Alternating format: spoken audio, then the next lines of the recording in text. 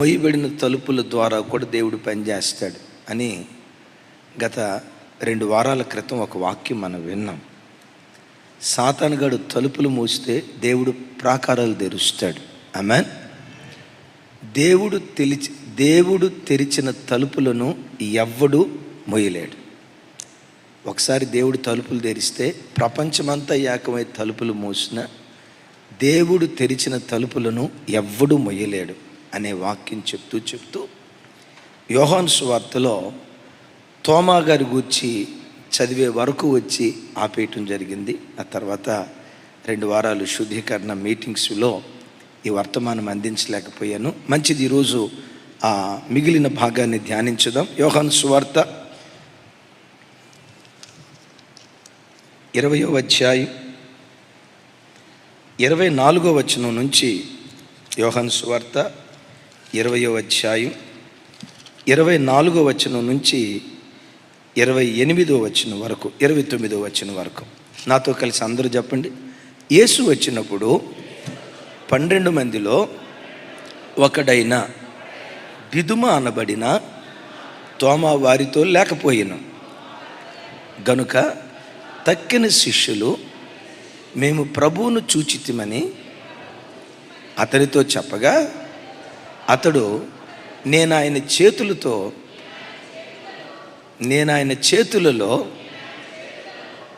మరోసారి నేను ఆయన చేతులలో మేకుల గుర్తును చూచి నా వ్రేలు ఆ మ్రేకుల గుర్తులో పెట్టి నా చెయ్యి ఆయన ప్రక్కలో ఉంచితే కానీ, అక్కడ పెద్దగా చెప్పండి, నమ్మను అంటే పోలా ఏమండి, నమ్మను అంటే పోయిద్దిగా. చూడండి, సీలేసి దాని మీద గ్రీన్ ఇంక్తో సంతకం పెట్టినట్టుగా నమ్మనే రైట్, నమ్మనని వారితో చెప్పాను. 26 8 దినములైన తర్వాత ఆయన శిష్యులు మరలా లోపల ఉన్నప్పుడు తోమా వారితో కూడా ఉండెను. తలుపులు మోయబడి ఉండగానే యేసు వచ్చి మధ్యన నిలిచి మీకు సమాధానం కలుగునుగాక అనెను. తరువాత తోమాను చూచి నీ వ్రేలు ఇటు చాచి నా చేతులు చూడుము, నీ చెయ్యి చాపి నా ప్రక్కలో ఉంచి అవిశ్వాసివై కాక విశ్వాసివై ఉండుమనెను. 28 అందుకు తోమా ఆయనతో నా ప్రభువా నా దేవా అనెను. యేసు నీవు నన్ను చూచి నమ్మితివి, చూడక నమ్మిన వారు ధన్యులు అని అతనితో చెప్పాను. 28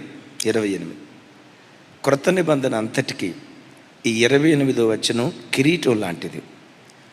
చాలామంది బైబిల్ని విమర్శించేవాళ్ళు, యేసుక్రీస్తుని విమర్శించేవాళ్ళు, ఆయన దేవుడు కాదు ప్రవక్త అని యేసు ప్రభు గురించి మాట్లాడేవారికి యేసుక్రీస్తు దైవత్వాన్ని చాటి చెప్పిన వచనం ఈ వచనం. క్రొత్త నిబంధనలో 27 పుస్తకాలు ఉన్నాయి. ఇంకోసారి ఈ మాట చెప్తాను, ఈ 27 పుస్తకాలకు కూడా కిరీటం వంటి మాట. చాలామంది అంటారు యేసు ప్రభు నేను దేవుడను అని బైబిల్లో ఎక్కడైనా చెప్పాడా? చెప్పలే. మరి చెప్పనప్పుడు యేసుక్రీస్తును మీరు దేవుడు ఎలా అంటారు అని ప్రపంచం మాట్లాడుతూ ఉంటే, ప్రపంచంలో ఉన్న ప్రతి ప్రజ యొక్క నోరు మూయించిన అద్భుతమైన వచనం. మరలా చెప్తున్నాను, 27 పుస్తకాలు ఒక ఎత్తు అయితే, ఈ 27 పుస్తకాలకి కిరీటం లాంటి మాట ఈ మాట. తోమా యేసయ్యను చూసి నా ప్రభువా, మీరు అనొచ్చు రాజులను కూడా ప్రభు అంటారా లేదా కదా, నోరు తెరిచి మాట్లాడాలా. రాజులను కూడా ప్రభు అంటారు కదా, సో యేసుక్రీస్తును ప్రభు అన్నాడు, ఏముంది అక్కడ? ఆ తర్వాత మాటను చూసారా, నా ప్రభువా నా దేవా. దేవా అనే పదం దేవునికి మాత్రమే ఆపాదిస్తారు. అంటే ఇప్పుడు ఆయన మనోనేత్రాలు తెరవబడి, ఈయన ప్రవక్త మాత్రమే కాదు, ఈయన దావీదు వంశావళిలో పుట్టినవాడు మాత్రమే కాదు, ఈయన సాక్షాత్తు దేవుడై ఉన్నాడు. Praise the Lord. అంతకు మునుపు దేవుని కుమారుడై ఉన్నాడు అని నమ్మాడేమో, కానీ ఇక్కడికి వచ్చి ఏమంటాడు? దేవుని కుమారుడు మాత్రమే కాదు, నా దేవా, నా దేవా అని పిలిచాడు. సరే, ఈ తోమా గారి చరిత్ర, మన ఊరు వచ్చిన మన చుట్టమేనా, భారతదేశానికి సువార్తను మోసుకొని వచ్చిన ఏకైక అపోస్తలుడు. అఫ్కోర్స్ ఇంకొక సేవకుడు వచ్చారంటారు. అయితే ఆధారకంగా చరిత్రపరంగా భారతదేశానికి వచ్చి సువార్త ప్రకటించిన అద్భుతమైన అపోస్తలుడైన తోమా. కేరళ ప్రాంతానికి వచ్చారు, అద్భుతం. మెడ్రాస్ ప్రాంతానికి వచ్చారు. కొంతమంది భక్తులు మాట్లాడతారు, నెల్లూరు గడ్డలో కూడా అడుగు పెట్టారట వారు. నెల్లూరు ప్రాంతంలో అడుగు పెట్టడాన్ని బట్టే ఆయన పాదముద్రలో ఆంధ్ర ప్రాంతం అంతా ధన్యమవటానికి దేవుడు కృప చూపించాడు. ఆంధ్రాలో క్రైస్తవులు చాలా ఎక్కువగా ఉంటారు. కేరళ గురించి చెప్పేది లేదు, మెడ్రాస్ గురించి చెప్పేది లేదు. మన ఎవరో ఒక రాజకీయ నాయకుడు అంటున్నారు, ఏమంటే మీరు లెక్కలు తీయండి, మన ఆంధ్రాలో లెక్కలు తీస్తే క్రైస్తవులు 25% పైగా ఉంటారండి, దరిదాపుగా 30% ఉన్నారండి అంటారు. నిజమే, 30% పైగానే ఉన్నారు. ఇన్ని లక్షల కుటుంబాలు దేవుని బిడ్డలు అవటానికి కారణం ఏంటంటే, ఒక అపోస్తలుడు నడియాడినటువంటి గడ్డ ఆంధ్ర ప్రాంతం. ఆ దైవజనుడు చనిపోయాడు, కానీ ఆ దైవజనుని యొక్క పాదముద్రల అభిషేకం ఇప్పటికీ దక్షిణ భారతదేశాన్ని పరిపాలన చేస్తూనే ఉంది. ఆమేన్. సరే, ఏంటి ఈయన వివరాలు ఏంటి? లేఖనాల్లో చూస్తే ఈయన పేరు తోమా. తోమా అనే చోట బైబిల్లో 2 చోట్ల దిదుమా అనబడిన తోమా అని రాయబడి ఉంటుంది. ఏమని రాసింది చూడండి ఒకసారి. పెద్దగా దిద్దుమా కాదు, పెద్దగా దిదుమా అనబడిన తోమా. దిదుమా అన్న తోమా అన్న ఒకే అర్థం. ఇంగ్లీష్లో థామస్ అని అంటారు. మెట్టుకు దిదుమా అన్న తోమా అన్న ఆ పేరుకున్న అర్థం ఏంటంటే కవలలు అని అర్థం. కవలలు. మొత్తానికి వీళ్ళు కవల పిల్లలుగా పుట్టుంటారు. తోమా పేరు రాయబడింది, కానీ తనతో పాటు పుట్టిన రెండో వ్యక్తి పేరు రాయబడలా. మెట్టుక తల్లి గర్భంలో కవలలో 2 పిల్లలు ఉన్నారు. ఆ 2లో నుంచి బయటకు వచ్చిన ఒక వ్యక్తి పేరు తోమా. మరొకసారి, తోమా అనే పేరుకున్న అర్థం లేక దిదుమా అనే పేరుకున్న అర్థం ఏంటంటే కవలలు. ఆ తల్లి గర్భంలో 2 ఎదిగారు. ఒక అతని పేరు తోమా, ఇంకొక అతని పేరు దిదుమానా. ఎవరు మనిషి? మీరు ఎట్లా చెప్తారని అడిగింది. వ్రాయబడలా. విన్నారు కదా? నిజమే. తోమా తల్లి గర్భంలో 2 శిశువులు ఉన్నట్లుగా తోమా గర్భంలో కూడా 2 ఉన్నారు. విశ్వాస వీరుడు ఉన్నాడు, అవిశ్వాసపు పిశాసి ఉంది. విన్నారా? దేవుని కొరకు నేను ఏమైపోయినా పర్వాలేదు అన్న తెగింపు ఉంది, పిరికితనం ఉంది. 2 క్యారెక్టర్స్ తోమాలో ఉన్నాయి. ఇక్కడ తోమా ఏమన్నాడు? మీరు అంత తేలిగ్గా నమ్మితే నమ్మారేమో, కానీ నేను పొరపాటు నమ్మను. ఒకవేళ నేను నమ్మాల్సి వస్తే ఆయన గాయాలలో వేలు పెట్టి, ఎక్కడ వేలు పెడతాడట డాక్టర్ గారు, మరి డాక్టర్ గారిలాగా ఆయన గాయాల్లో వేలు పెట్టి నేను కన్ఫర్మ్ చేసుకుంటే కానీ నమ్మనే. అంటే ఎంత అనుమాన పక్ష, ఎంత అవిశ్వాసమా? అరే 3.5 సంవత్సరాలు ఆయనతో పాటు ఉన్నాడుగా. 5 రొట్టెలు 2 చేపలు 5,000 మందికి పంచిపెట్టడం, ఉన్నపాటున గాలిని గద్దించడం, ఇన్ని అద్భుత కార్యాలు కళ్ళతో చూశాడు కదా. ఇన్ని అద్భుత కార్యాలు చూసిన తర్వాత ఎంత విశ్వాసంగా మాట్లాడాలి? నేనంట, నాకు తెలిసి ఎంత అనుమానంగా మాట్లాడిన వ్యక్తులు అపోస్తుల్లో చివరికి ఇస్కరియోతు యోధా కూడా ఇంత డౌట్ లేదు కదా.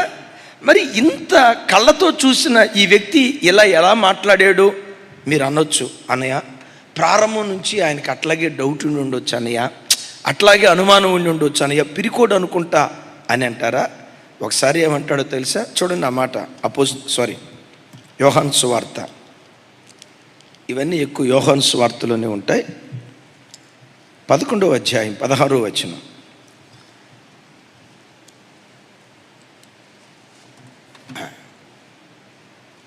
నాతో కలిసి, అందుకు దిదుమ అనబడిన తోమ ఆయనతో కూడా చనిపోవుటకు మనమును వెళ్ళుదమని తన తోటి శిష్యులతో చెప్పాను. ఏ మాట చూడండి. ఇప్పుడు యేసు ప్రభు వారు బేతనియా గ్రామానికి వెళ్ళాలని సిద్ధపడ్డారు. కానీ జరిగింది ఏంటంటే, బేతనియాలో ఎవరు చనిపోయారు? లాజరు చనిపోయాడు. సమాధి చేయబడి అప్పటికి ఎన్ని రోజులు అవుతుంది? 4 రోజులు అవుతుంది. ఇప్పుడు బేతనియా గ్రామానికి ప్రభు వెళ్ళబోతుంటే ఈలోపు ఎవరో చెప్పారు, అయ్యా బేతనియా వాళ్ళందరూ నీ మీద కోపంతో ఉన్నారు. వాళ్ళ కోపం అంటారు కదా, చెప్పండి. అదే పీకల దాకా ఉంది. ఆ ఇంటికి వెళ్తా వస్తూ ఉండేవాడుగా.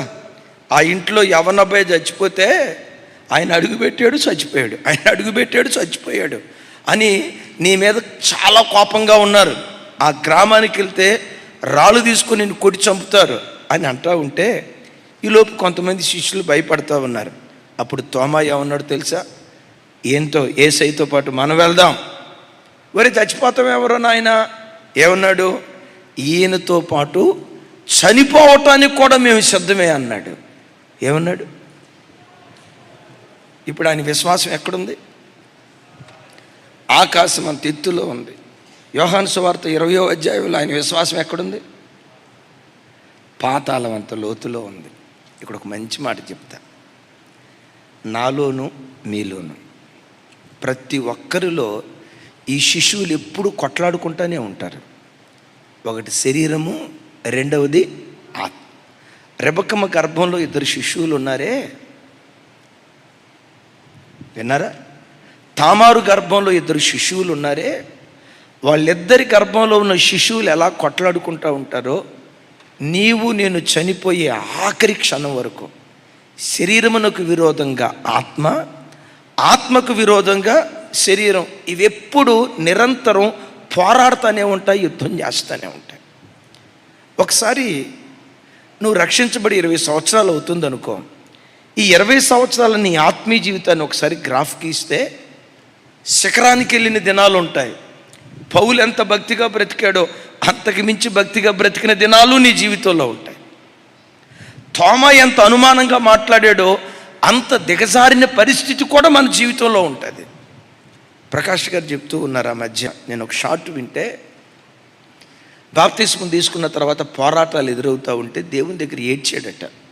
గుంటూరు గంటెల ప్రకాష్ గారు వాడు చెప్తూ దేవా ఏంటి పోరాటం, ఎంతకాలం ఈ పోరాటం, నీ రక్తంతో కడగబడ్డాం, నీ వాక్యం వింటున్నాం, నీ ఆత్మచేత ముద్రించబడ్డాం, అయినా మాలో ఈ పోరాటం ఏంటని ఏడుస్తూ ఉంటే అప్పుడు దేవుడు చెప్పాడట, ప్రకాష్ చనిపోయే ఆఖరి క్షణం వరకు ఈ పోరాటం ఉంటుంది. నా సన్నిధికి చేరే వరకు శరీరమునకు ఆత్మ, ఆత్మకు శరీరం పోరాటం ఎప్పుడు ఆగిపోద్దంటే శరీరం చచ్చిన తర్వాత పోరాటం ఆగిపోద్ది. శరీరం చచ్చేది ఎప్పుడు? మనం చచ్చిన తర్వాత. అర్థమైందా? అప్పటి వరకు నిరంతరము పోరాటం జరుగుతూనే ఉంటుంది. దీని గురించి పేతురు గారు అంటారు కదా, ఆత్మకు శరీరము, శరీరమునకు ఆత్మ ఒకదానికొకటి విరోధంగా పోరాడుతూ ఉన్నాయి. ఈ మాట, ఈ రహస్యం నేర్చుకో. నీ ఆధ్యాత్మిక జీవితంలో నీకంటూ శత్రువులు ఎవరైనా ఉన్నారంటే నా వైపు చూడండి, నా వైపు చూడండి. ఆధ్యాత్మిక జీవితంలో నీకంటూ ఏం చెప్పాను? అదే ఆధ్యాత్మిక జీవితంలో నీకంటూ బద్ధ శత్రువు, మొట్టమొదటి శత్రువు ఎవరైనా ఉన్నారంటే టకామని సైతాను గడు అనకండి. ఆడు బాధపడతాడు, ఆడు శత్రువే. కానీ విచిత్రం ఏంటో తెలుసా? నీ సొంత శరీరమే, నీ కన్నే, నీ నోరే, నీ హృదయపు తలంపులే. మాట్లాడకూడదు అంటావు, మాట్లాడతావు. చూడకూడదు అంటావు, చూస్తావు. ఆ ఆలోచన రాకూడదు అనుకుంటావు, రాణిస్తావు.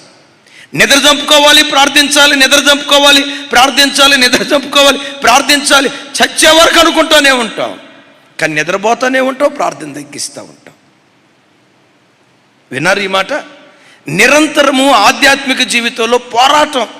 ప్రతిరోజు అనుకుంటావు, దేవా ఈరోజు యేసు నామం పేరిట ఫోన్ నేను తక్కువగా వాడుకుందును గాక.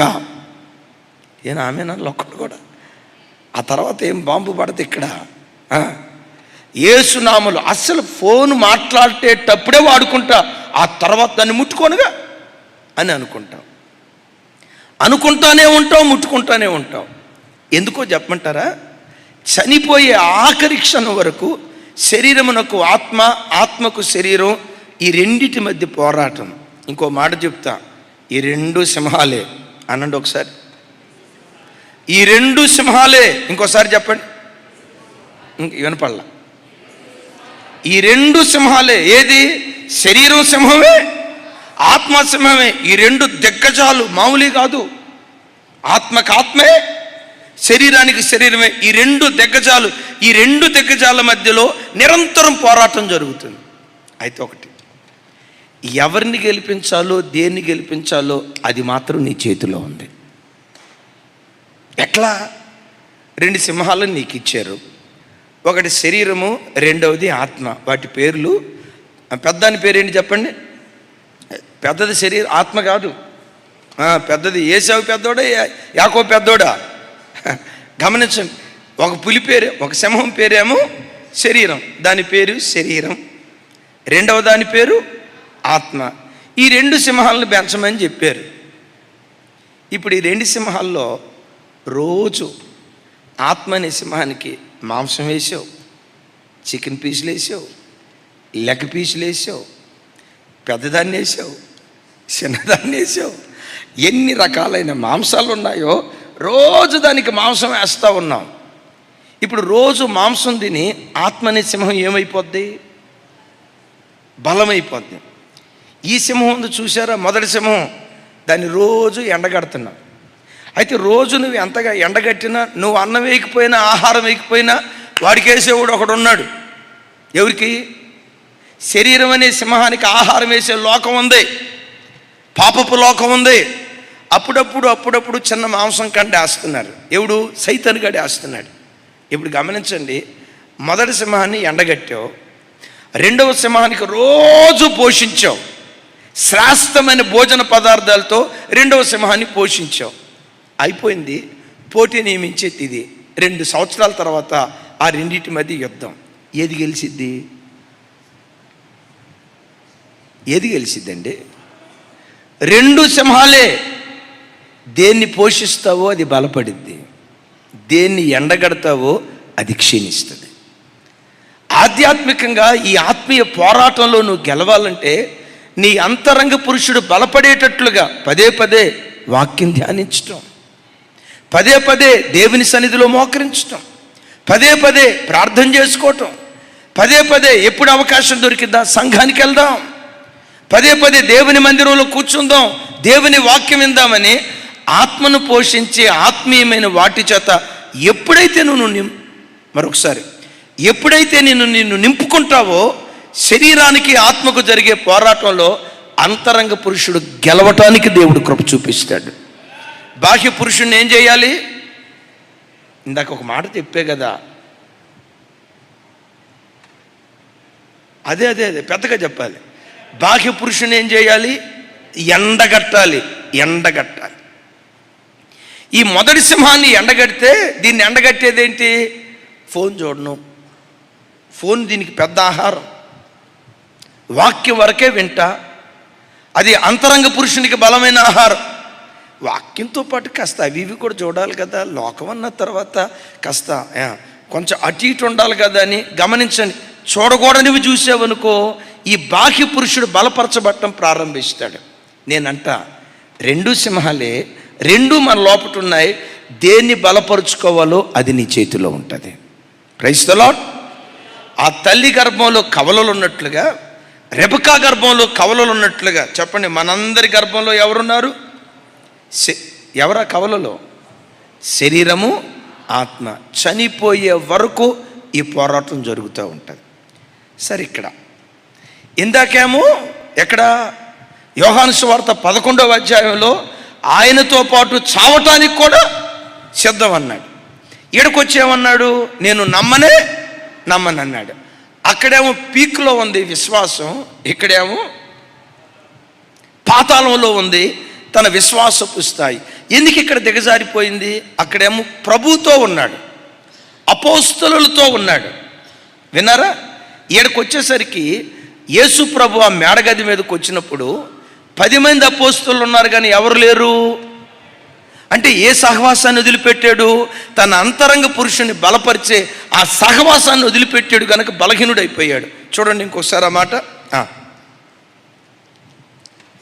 యోహాను సువార్త 20వ అధ్యాయం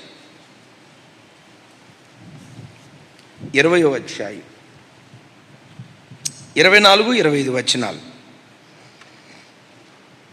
నాతో కలిసి చెప్పండి. యేసు వచ్చినప్పుడు 12 మందిలో ఒకడైన దిదుమ అనబడిన తోమ వారితో లేకపోయాను. ఎక్కడికి వెళ్ళాడు సారో? నా మాట మీకు అర్థమైందా? ఎక్కడికి వెళ్ళాడు సారో? సరే, ఎక్కడ లేడు? శిష్యులతో కూడా లేడు, సహవాసంలో లేడు. తన అంతరంగ పురుషుని బలపరిచే సంఘ సహవాసానికి తాను దూరమైపోయాడు. కాబట్టి అంతరంగ పురుషుడు బలహీనపడటం ప్రారంభించాడు. తల్లి, చెల్లి, లైవ్ వింటున్న బిడ్డలారా, ప్రపంచం, లోకం ఎక్కడికి వెళ్ళినా బాహ్య పురుషుని బలపరిచే స్థలాలు, అంతరంగ పురుషుని బలపరిచే ఏకైక స్థలం దేవుని మందిరము, దేవుని సన్నిధి తప్ప ఇంకొకటి ఏదీ లేదు. మరొకసారి చెప్దాం, ఆమెన్. రైల్వే స్టేషన్కి వెళ్ళినా బాహ్య పురుషుడు బలపడతాడు, బస్ స్టాండ్కి వెళ్ళినా బాహ్య పురుషుడు బలపడతాడు. ఏం లేదు, ఒక వారం రోజులు గోవా బీచ్ దగ్గరికి వెళ్ళిరండి. ఎవరు నవ్వుతున్నారు? ఒక వారం రోజులు గోవా బీచ్ చుట్టూతో తిరగండి, ఆలోచన ద్వారానే మారిపోద్ది. ఎందుకో తెలుసా? లోకం బాహ్య పురుషుని బలపరిచేది. ఈ భూమి మీద అంతరంగ పురుషుని బలపరిచే ఏకైక స్థలం జీవం కలిగిన దేవుని మందిరం. ఈ సహవాసానికి తాను దూరమైపోవటాన్ని బట్టి బలహీనమైపోయి నేను నమ్మను అన్న స్థాయికి తాను దిగజారాడు. మొట్టమొదటి మాట విన్నారు కదా.